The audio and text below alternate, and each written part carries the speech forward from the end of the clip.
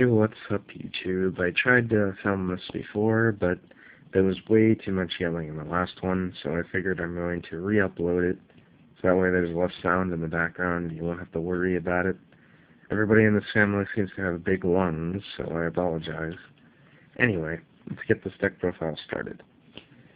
2 White Dragon Ninja, yes, I still run them. Don't ask me that I should not run them, because they'll always be my asset. It's a super transformation target, and she's a very big beat stick, so 27 is pretty normal for every beat stick now. I mean, 25 to 27 is the normal amount.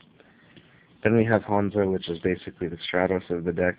When he's special or flipped, he gets you a ninja, and when he is normal summon, he gets you super transformation, or any other ninjutsu art, but obviously you're going to go for super transformation, because that's the best one.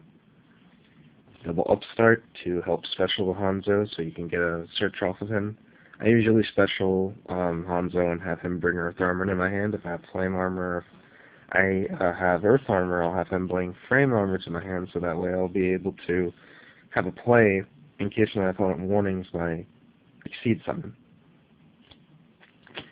Double Earth Armor Ninja. Cyber Dragon, he helps you make rank 5s. That's all I really need to know. He's pretty weak in general for a level 5 anyway, so you just want to exceed him off. And Flame Armor Ninja helps you do that, because when you normal him, or when you summon him period, he gets to bump himself up a level, which is important. Bumps any ninja up a level. And you can go into Tiras, Sardius, and Crimson Shadow Armor Ninja.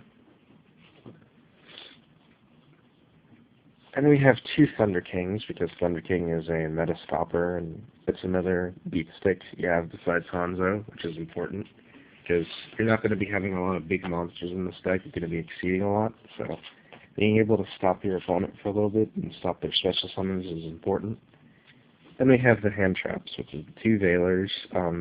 I don't use them for synchro material anymore. I just use them to dump, because in this deck I don't really need to synchro that often, and even if I did, it wouldn't have mattered. And we have Max C, because Max C is good, and I like using it. I need more draw power in this deck, so considering that he helps, I'm all up for it. Spirit Reaper, which I've never really taken out of here, because he's just helped me a lot in the pinch. If I have nothing, and I just set him, they run over and they're like, oh fuck, it's Spirit Reaper, so I have some time to stall, and if I'm going aggressive with it, I'll just poke. So then,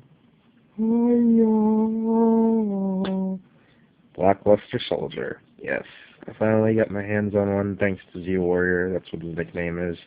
He brought it all the way from Peru just to bring it here. It's in English. Can't really see the name very well, but you can see his effect and his attack in the picture. That's, to me, what matters. It's a little old, but it's from the original pack. It's the ultra rare, so that's how old it is. Obviously, I wanted removal in here. I used to have 2 bottomlesses because I didn't have Blackluster Soldier, but now I have another way of removal, which, again, it helps. And the same reason behind Chaos Sorcerer, which I now can keep both of them in here, so in case, if all else fails, I'll have both of those to start removing stuff, getting rid of the problematic monsters. Okay, so that's it for monsters. The spell lineup didn't really change too much, but I'll show you. Dark Hole, Gold Rare, very beautiful. Reborn, Ultra Rare, very beautiful. Those are the 2 basic staples. Rhoda and Pot of Avarice to recycle and to help you search. Getting that extra search doesn't really hurt you at all, considering that this entire deck is mostly warrior. Pot of Duality, help you get into your stuff. Sorry for that glare. To help you get into your stuff. Get anything you want, really. I've pulled DLS with this a little bit, so I haven't really summoned DLS, though, because I usually kill my opponent with my Exceeds, so Heavy Storm, obviously. Now, these 2 are new, and I've used them in other decks, and I actually like them in this deck a lot. Shrink. Since I used to use Lance, Lance was good, but then there was monsters that were a lot bigger than Hanzo, and even Lance couldn't really beat them down. So, having them is better. And in my opinion, this is like the best battle tactic if you don't have Honest. And as you can see, most of my deck is not composed of light monsters, so I have to make sure to get rid of all the big monsters quickly. And 2 MSTs because they're staples, obviously. And the Magical Mallet for the White Dragon Ninja, because White Dragon Ninja doesn't like being in the hand, so I like putting it back in the deck immediately. Then we have Traps, which this lineup didn't really change that much at all. I just took out the bottomlesses for the shrinks, that's about it. The Mirror Force, because it's Mirror Force. The Solemn Brigade, or actually I'm going to just call it the Negation Brigade. We got Warning, Judgment, and Dark Bribe. Again, sorry for that glare. The light's right above my cards anyway. Oops, need to see my sock.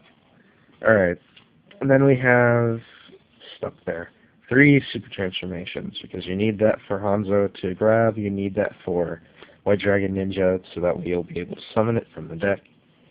And finally 2 Compulsories, because that's what they're good for. Compulse is just great. Okay then, so now we have to go through the extra deck. 2 Blade Armor Ninjas, self-explanatory. He can attack twice, he's a game winner, yeah, blah blah blah. And just like this one, he is basically like Gachi Gachi, he's like Maestro, he protects himself and all the other ninjas, which is important. Bulbasaurus, because he does burn damage, and he pops the monster, which is nice. And it doesn't matter what attack they have, he just blows it up. Really, really good card. Tyrus and Arceus. Again, more popping. That's what's important in this deck. You need to blow shit up, get rid of stuff. 1 Excalibur, game-winning card, 4K beater. Yeah, I mean, I'm sure a lot of people have Excalibur and the Samurais and stuff. Starleash Paladino, because I still can make him, and I like the card. Negating an opponent's effect monster is really good, and making its attack 0, then bash it. And, oh, if he dies, you draw a card. What's bad about this card? Nothing. Other than the fact he's a little weak for a rank 4. Topia, well, it's a 25 beat stick, and you should know why it's in here. Then I pair it up with Ray sometimes, because obviously Ray has helped me, and I've made Utopia Ray for time to time. Shockmaster, because you can make it. It pretty much this deck can thrive pretty well off display. Stop stuff. Your opponent won't be able to activate it for a few turns. Just 1 Roach, so again, to stop the special summons. And lastly, the Maestroke, because I love Maestroke. He's cool. He is a Book of Moon, he protects himself, which, if you have this for a first turn play, use it.